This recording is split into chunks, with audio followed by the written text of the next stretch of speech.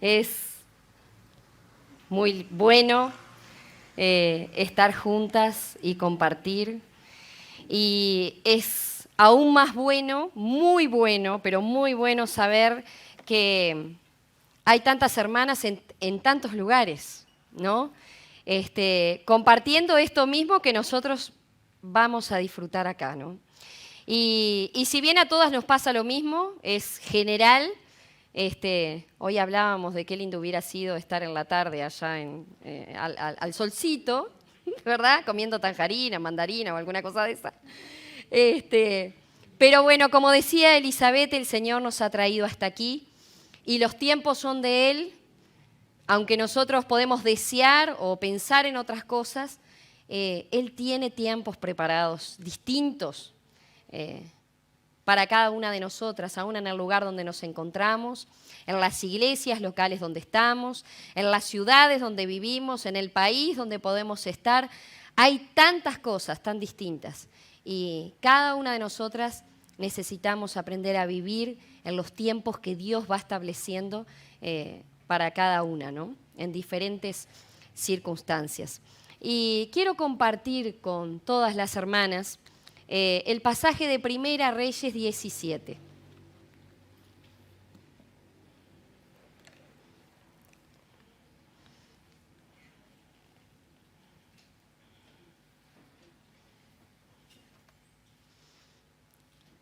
Y vieron que este capítulo, las que ya llegaron, esperamos un poquito a las que van llegando, comienza con la palabra entonces, ¿no? Y cuando comienza con una palabra como esta, nos da a entender que lo que sigue es continuación de lo anterior. Y esto que empieza a pasar en este capítulo, en esta historia, tiene un porqué anterior. Y no podemos pasarlo por alto, pero solamente vamos a ver en qué situación estaba el pueblo y estaban las personas en este tiempo. Y era un caos. Había caos, realmente, hermanas, había caos en este tiempo.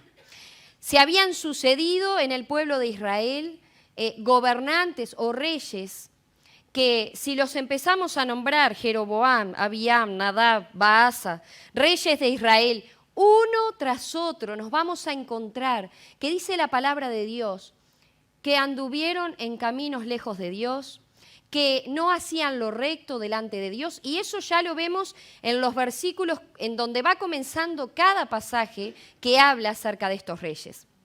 Y era tremendo porque parecía que cada vez lo hacían peor, ¿no? Y todo esto lo estaba viviendo todo el pueblo de Israel.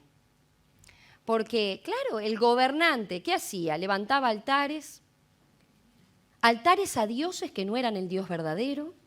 Se ocupaban de esos dioses y cada vez levantaban más altares donde podían ir a adorar a esos dioses. Y esas creencias los llevaban a hacer cosas tremendas. Nosotros sabemos que si miramos la historia del pueblo de Israel, hay momentos hasta que los padres pasan por sacrificio a sus propios hijos. No estamos hablando de cosas livianas, sino que cuanto más ellos adoraban y iban detrás de estos dioses, estaban detrás de la idolatría, muchísimo más caos se generaba alrededor, porque sus mentes se perdían, porque iban detrás de cosas que arruinaban sus vidas. Y así fue un rey detrás de otro. En Judá vemos que hubo reyes que hicieron lo recto, que anduvieron como Dios establecía. Pero Israel se fue perdiendo detrás de todas aquellas cosas. Y llegamos al capítulo aquí.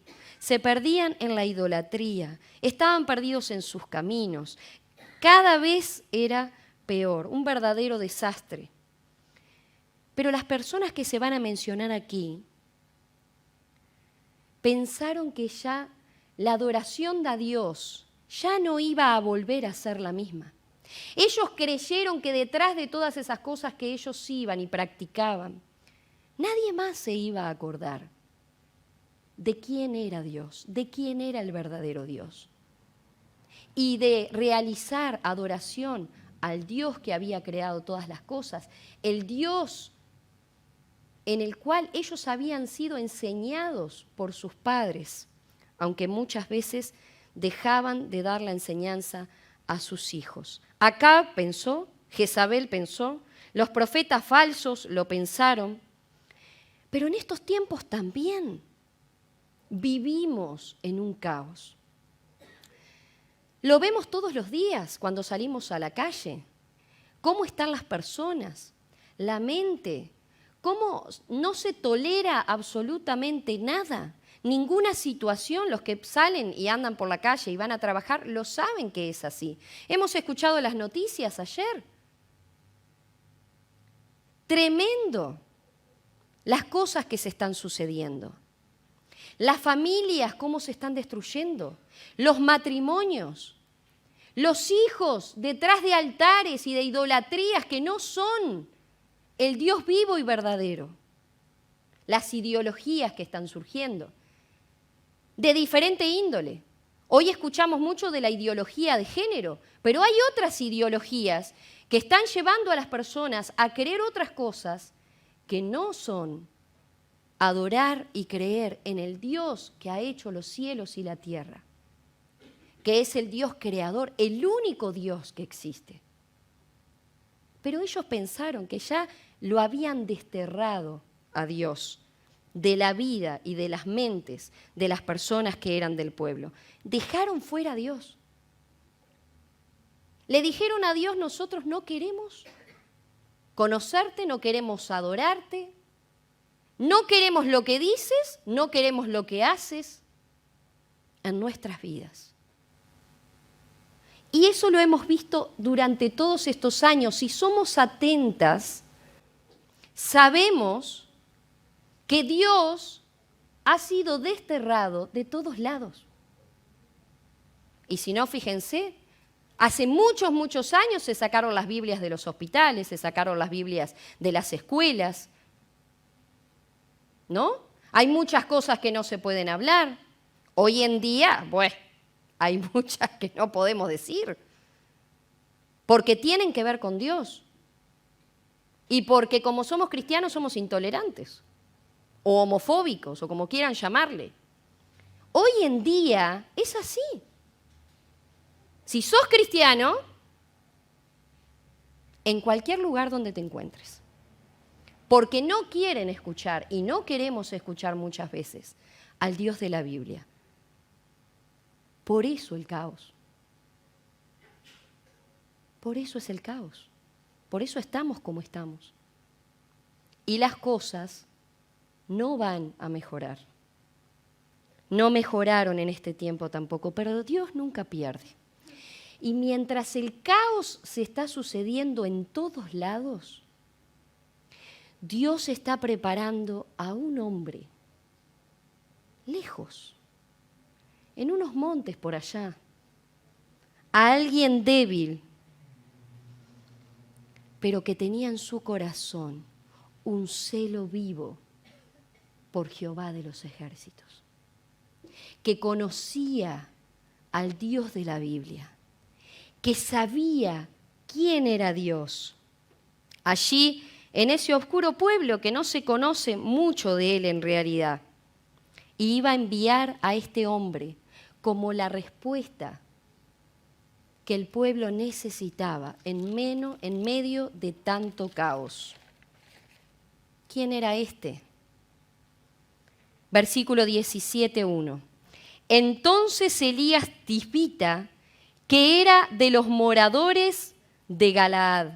Galaad estaba al este del Jordán, un sitio que era desierto, escabroso, pero en Elías había piedad y celo por Dios.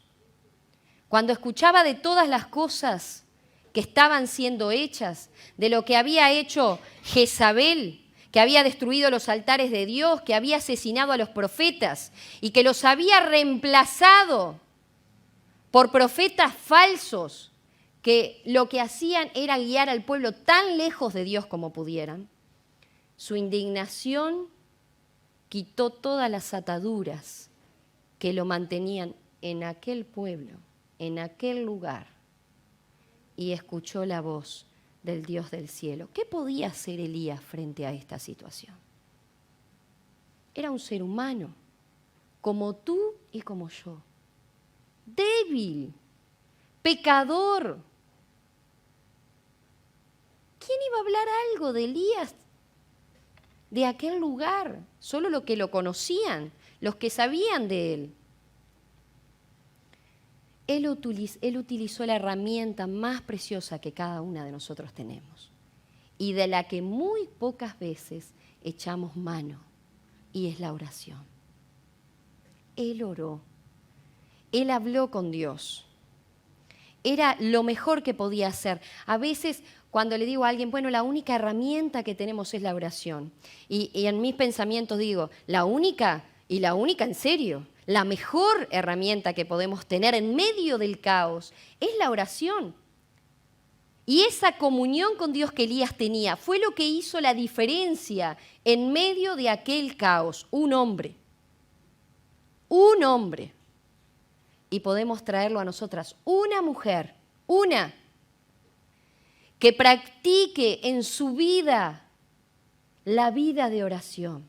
Una.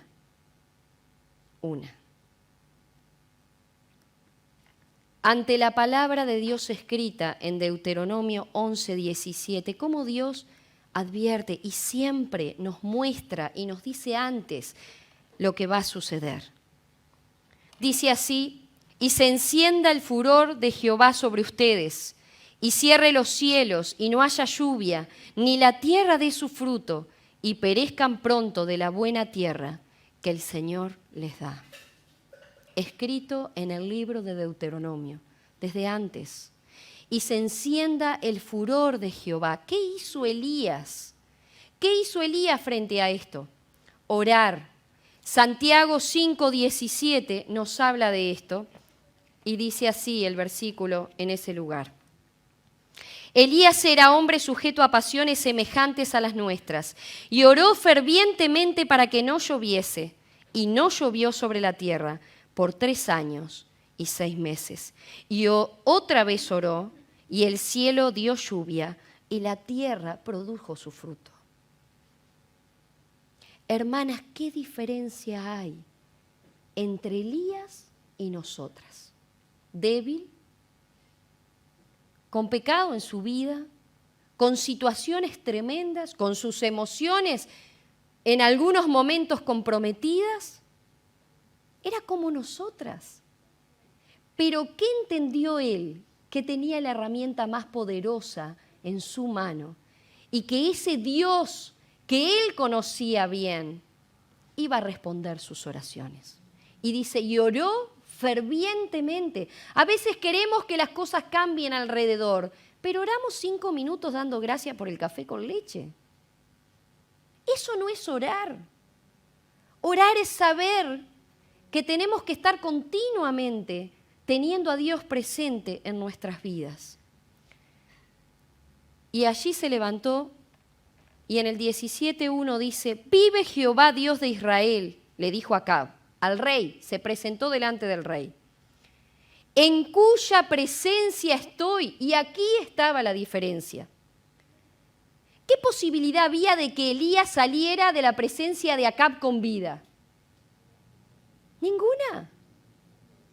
Acab podía terminar con él en cualquier momento, pero él escuchó la voz de Dios y salió y se enfrentó al rey Acab.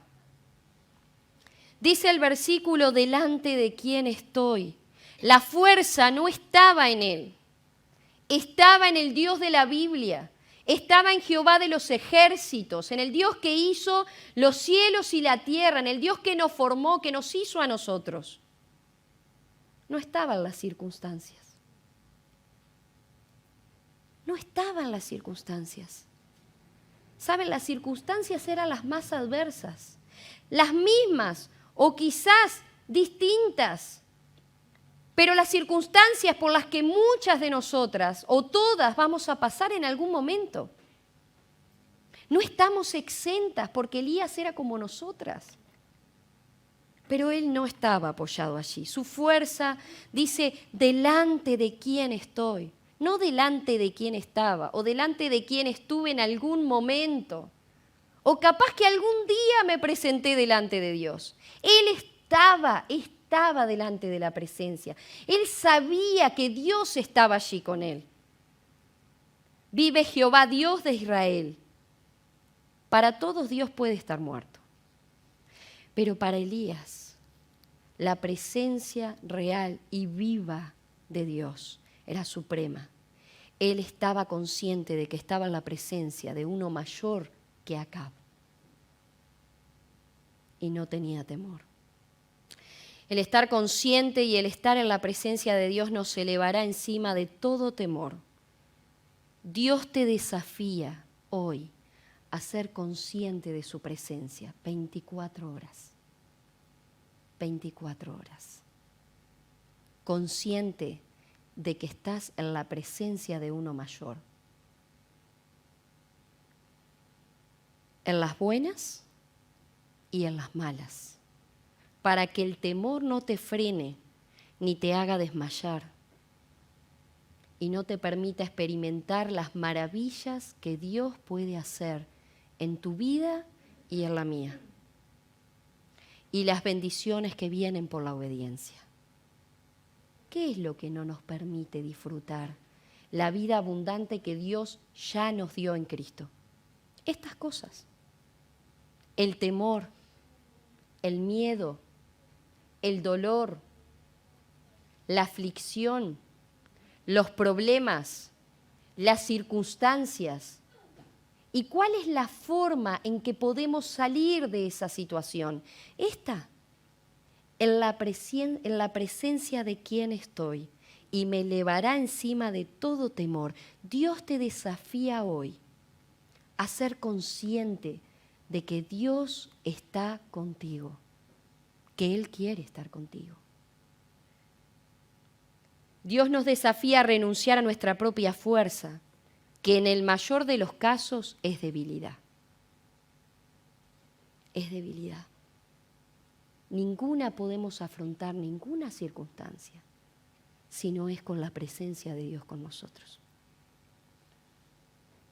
Apropiarnos de Dios mediante la fe día tras día y hora tras hora, un día a la vez. Un día a la vez. Señor, te voy a seguir toda la vida. Mentira. Señor, hoy, que pueda estar en tu presencia hoy, y hoy pueda seguirte, y hoy pueda confiar, y hoy pueda experimentar tu presencia en mi vida.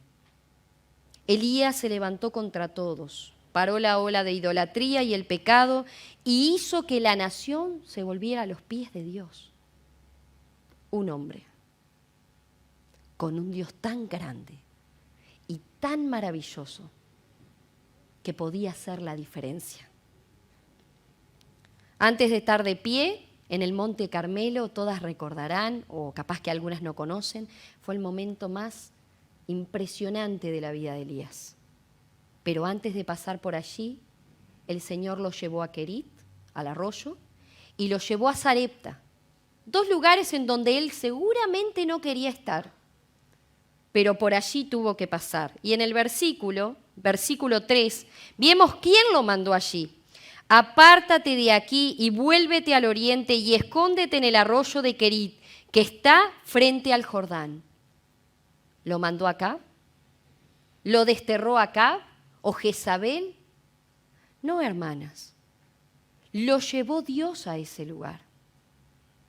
Seguramente a un lugar en donde Elías no quería ir. Pero él sabía que Dios lo estaba enviando allí. Y aunque las circunstancias no iban a ser las mejores, y lo vemos allí, beberás del arroyo y yo he mandado a los cuervos que te den allí de comer. ¿Cuál de ustedes querría que un cuervo le trajera un pedazo de comida? Los cuervos comen carroña, ¿no? Pero le iban a traer alimento. Allí donde Dios sabía que Él estaba. Dios sabe dónde estás y te va a decir qué hacer. Pero para poder dar a otros, nosotros tenemos que recibir de parte de Dios. ¿Qué has aprendido en la presencia de Dios? ¿Qué has aprendido en la circunstancia donde Él te ha colocado? ¿Qué has aprendido mientras has estado en el sufrimiento, en el dolor, en la desesperación? ¿Qué has aprendido? Porque el aprendizaje no es solo para ti, es para que lo des a otros. Porque Dios trata contigo, pero eso lo va a usar para que tú también puedas tratar con otras personas. ¿Cómo te mantienes en pie en medio del caos? ¿Qué conocimiento de Dios tienes? ¿Saben por qué pereció el pueblo de Israel? Por falta de conocimiento. Y saben, a mí me aterra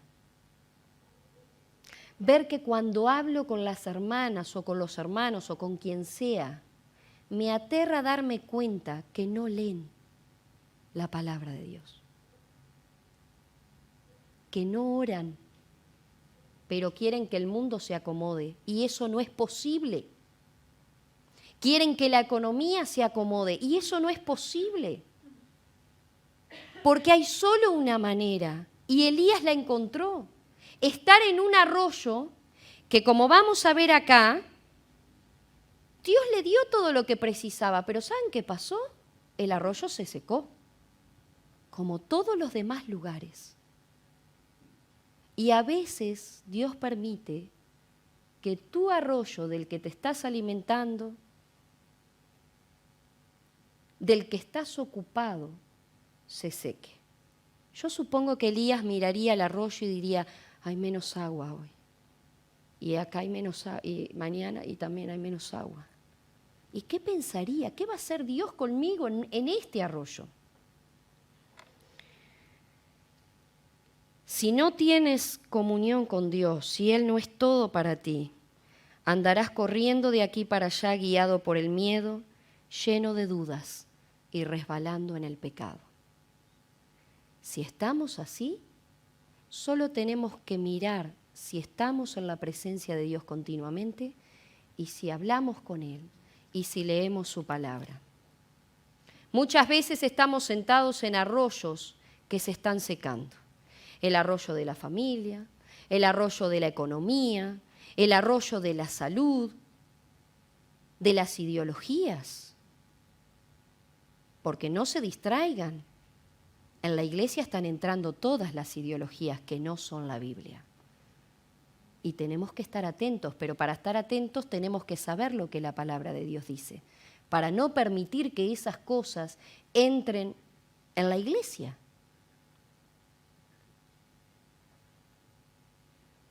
Esto te paraliza en el arroyo del dinero, deudas excesivas, amistades que no te convienen. Y esas cosas fallan, se van a secar. Y a veces se seca solo, pero a veces Dios tiene que secar tu arroyo y mi arroyo. Y lo hace Él.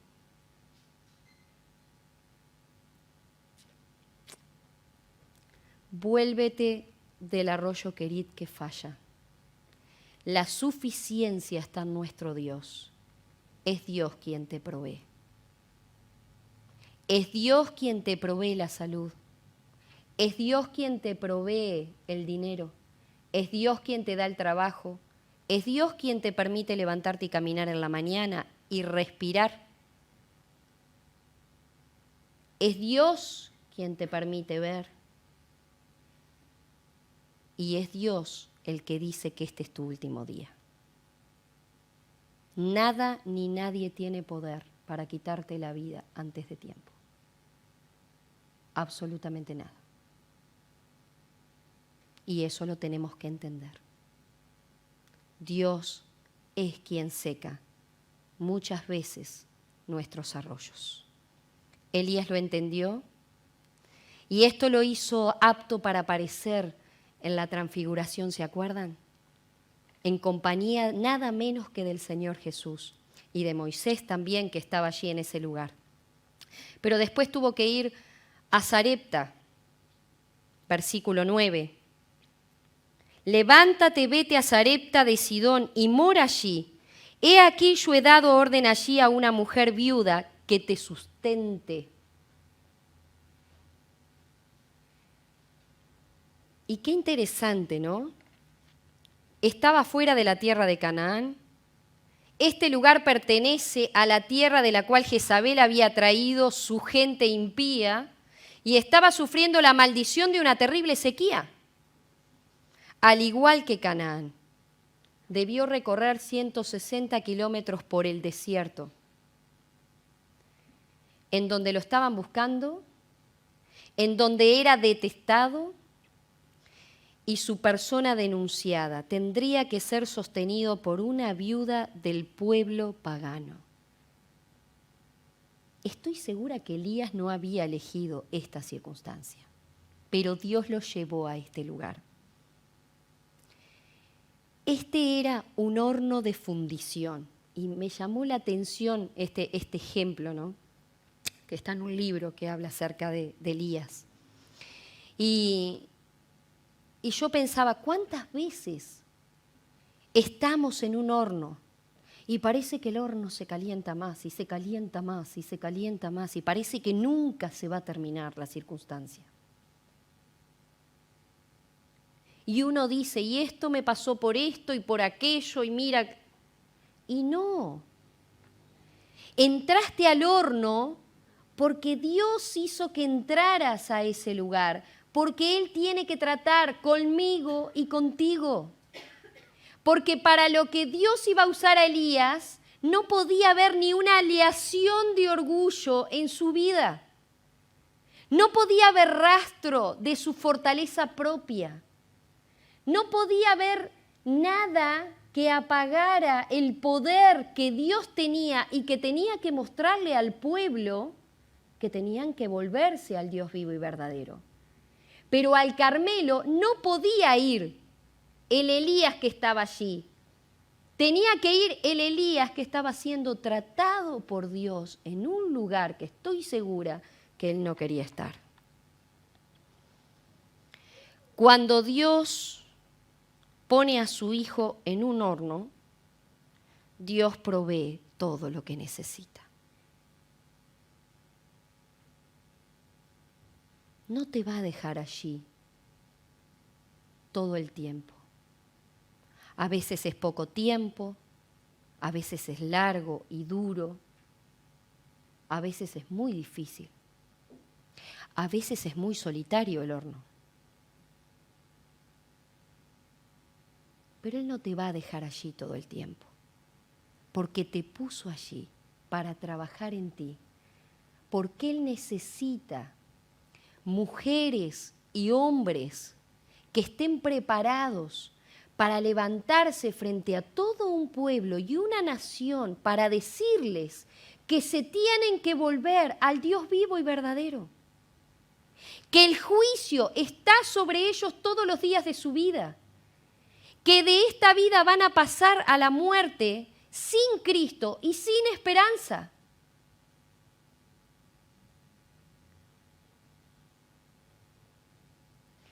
Él provee todo lo que precisas.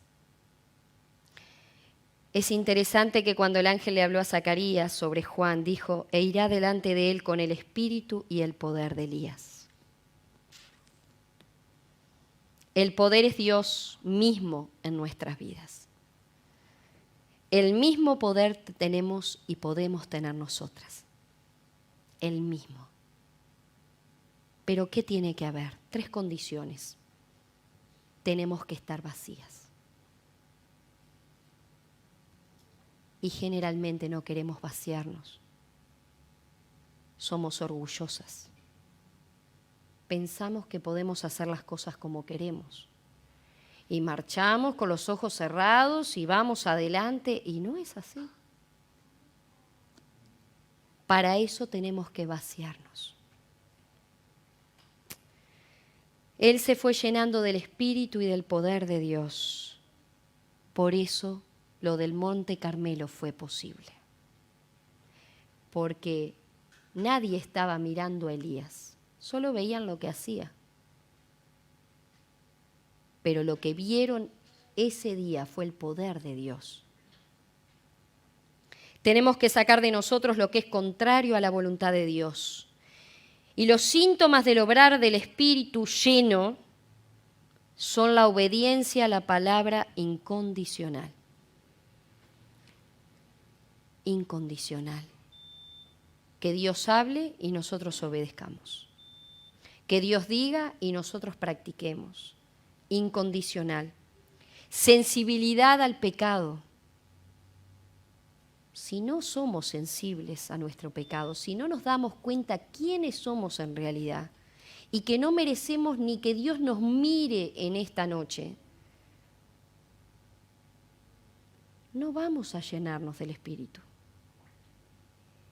y ser consciente de la presencia de Dios. ¿Saben lo que hace ser consciente de la presencia de Dios? Que no pensemos que las cosas pasan por casualidad, o porque alguien las inventó, o porque justo apareció y no sabemos qué tenemos que hacer con esto. No, es muy simple. Si sabemos que Dios está, sabemos que Dios permitió, sabemos que Dios tiene el control, sabemos que Dios sabe cuándo empieza y cuándo termina. Sabemos que hay un propósito para nuestras vidas y para las personas que tenemos alrededor, porque somos conscientes de la presencia de Él. Obedientes. Todos los mandamientos de Dios se pueden cumplir y su gracia es suficiente. El no puedo no existe. El no quiero sí, porque Dios no puede obrar.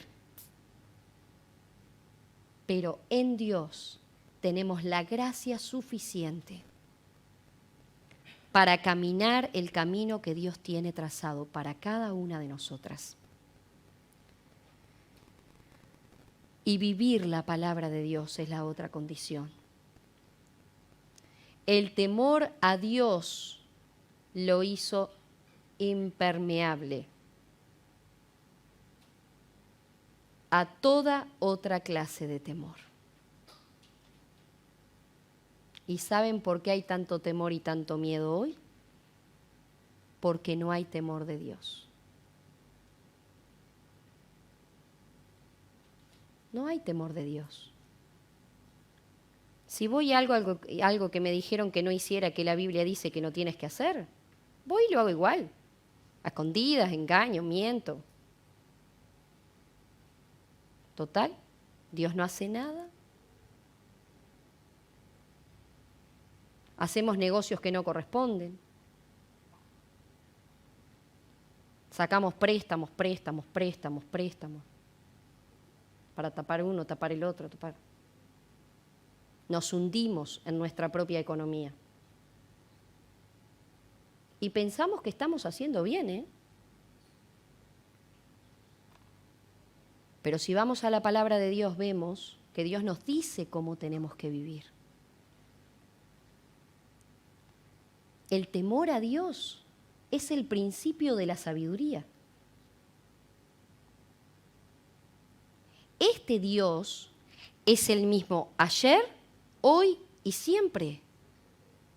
Y si de esta manera trató al pueblo de Israel, es muy tonto pensar que no va a pasar nada.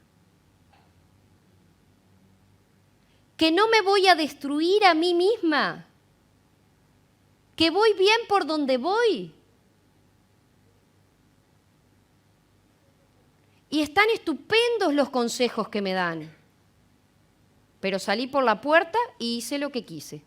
Porque si el consejo que nos dan no está en la Biblia, no es basado en la palabra de Dios, sí, yo puedo pensar una cosa u otra de diferentes temas.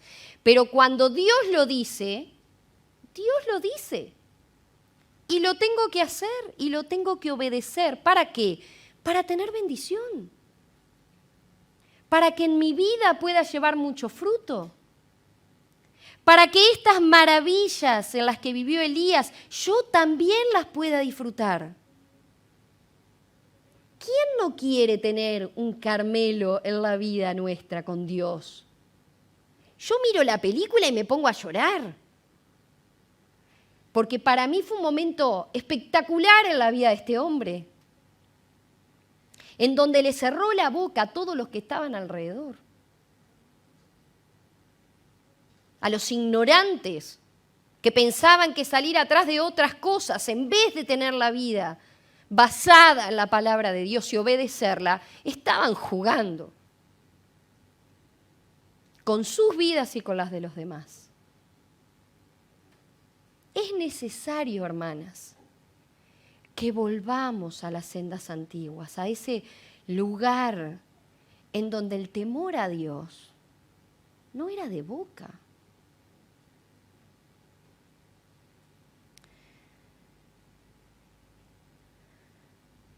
Tenía un corazón que no desmayaba.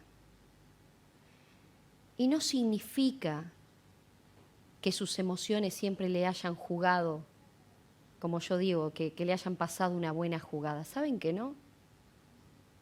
No significa que a veces nos vamos a estar angustiadas, o nos vamos a desesperar, o vamos a tener temor o miedo. Elías lo vivió, pero también salió de ese lugar, porque él sabía el Dios que tenía y que Dios tiene poder para sacarnos de allí. Los Elías de Dios se apresuran a cumplir los mandamientos de Dios, aunque el camino esté bloqueado por el enemigo y rodeado por todos sus demonios.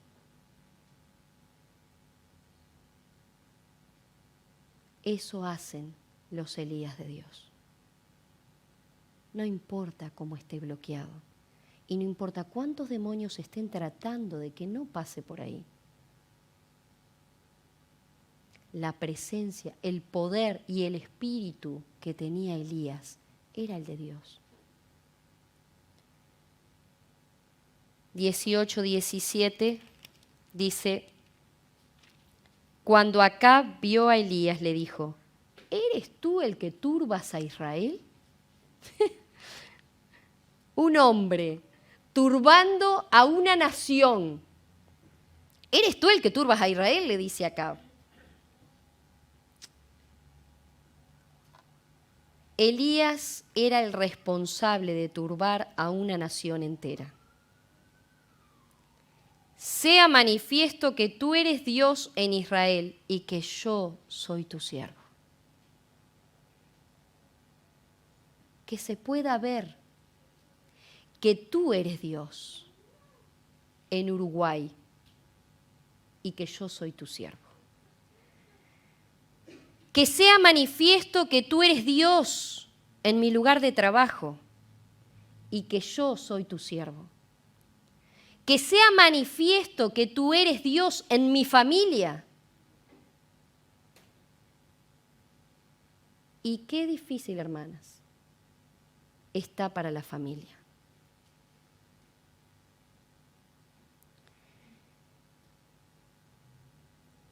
Los creyentes,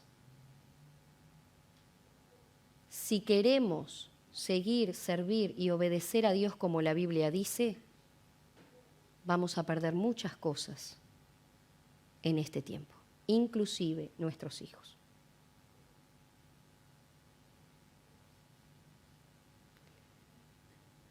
Y esto es muy difícil. Pero la agenda gay que está establecida ya nos hizo un videíto maravilloso, ¿no lo vieron? Vamos por tus hijos. Y cuando los convenzamos a ellos, vamos a ir por ti y tú te vas a aliar con nosotros, porque no hay nada malo en nuestro camino.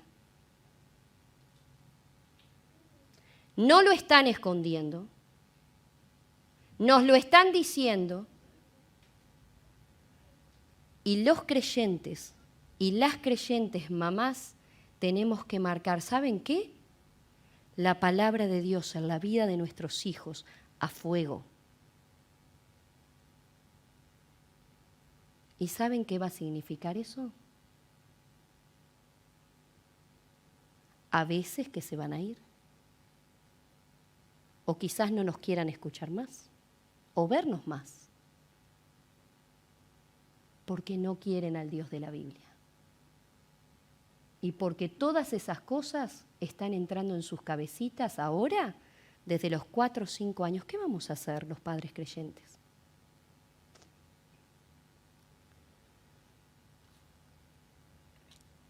Que sea manifiesto que tú eres el Dios de Israel y que yo soy tu siervo. En cualquier lado donde te encuentres, querida hermana, si tú quieres en tu corazón realmente obedecer a Dios, servir a Dios y hablarle a las personas de este Dios tan grande y tan maravilloso que tienes, habla con Dios de esto. Actitud del espíritu de Elías en este tiempo: rendido, entregado y vacío. Permitir que Él haga lo que Él quiera por medio nuestro. Y dice el 18:36 que por mandato tuyo he hecho todas estas cosas. Que por mandato tuyo he hecho todas estas cosas. Escuchaba la voz de Dios y la llevaba a la práctica, porque no había otra cosa más importante para escuchar. Porque la voz de Dios era la suprema voz de Dios. Y había que escucharla. Y había que obedecerla. Los días de la convocatoria, el Monte Carmelo, hubiera sido imposible si Elías no hubiera estado en la presencia de Dios siempre. No abrigaba temor, quería ver a su nación a los pies de Dios, porque él entendía que la bendición estaba allí. Adquirió el hábito de tratar con Dios directamente. No habló con aquel, con el otro, a ver qué Dios iba a hacer con todo. No. Directamente adquirió el hábito de hablar con Dios. Como una realidad viviente en cuya presencia él tenía el privilegio de estar. Es un privilegio, hermanas, estar en la presencia de Dios. El privilegio más grande que podemos tener como seres humanos es estar continuamente en la presencia de Dios, disfrutando de Él, disfrutando de las bendiciones, disfrutando del sostén, disfrutando de la fortaleza, disfrutando de la corrección muchas veces, disfrutando de la vida abundante. Esto desafía mi corazón en tiempos difíciles. Queridas, los tiempos difíciles no se terminan. Van a seguir estando. Van a llegar a tu vida en cualquier momento. Pero Dios es lo que necesitas para vivir en esos tiempos difíciles. Nahum 1:7, Jehová es bueno, fortaleza en el día de la angustia y conoce a los que en Él confían. Dios te conoce. Dios te conoce. Hasta lo más profundo de tu ser, hasta el pensamiento que tienes ahora. Él sabe quién eres. Él sabe qué quieres. Él sabe tus deseos. También conoce tus pecados y va a tratar con ellos. Y te va a llevar por un camino que no siempre va a ser fácil, pero su presencia va a estar contigo. Jehová es bueno, fortaleza en el día de la angustia y conoce a los que en Él confían. Dios te desafía hoy a una vida de obediencia, a una vida de temor a Dios, a una vida de ser consciente de su presencia todo el tiempo, a una vida de oración, para poder caminar en medio de las circunstancias que Él mismo va a colocar en tu vida y en la vida de los que te rodean. Que el Señor les bendiga. Animémonos a buscar la presencia de Dios y a vivir como Dios quiere que vivamos. No dejemos que todo este caos nos llene de miedo y de temor. Busquemos a Dios realmente, pero dispuestas a obedecerlo. Y Él va a hacer grandes cosas en tu vida y en la mía, en la de todas las que quieran vivir como vivió Elías. Nada menos como Elías. Vamos a orar. Bendito Dios, gracias porque tú eres soberano. Y eso significa que todo lo que pasa en mi vida, Señor, no es por casualidad. Gracias porque tú estás sobre aquellas cosas buenas y aquellas cosas que no son buenas para mi vida. Muchas veces pasar por lugares en los que no quiero estar, pero tú quieres que esté.